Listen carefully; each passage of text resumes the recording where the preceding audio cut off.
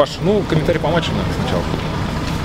Ну, комментарии, конечно, результат отрицательный.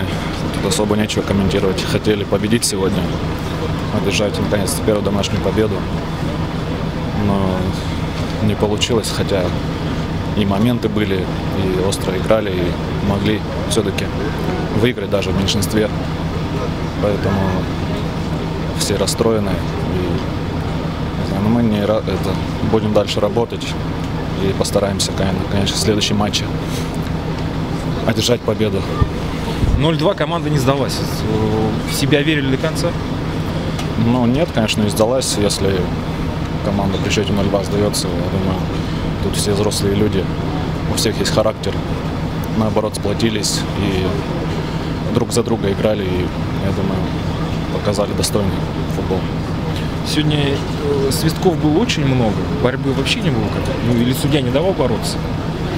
Ну, почему? Борьба была, но судил как судил, что-то комментировать. Уже игра сыграна, результат не поменяешь. Поэтому обидно, конечно, в самом начале удалять пенальти.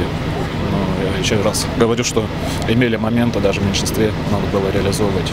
Я думаю, могли выиграть даже такой матч. Коллеги, вопрос? Нет. Спасибо.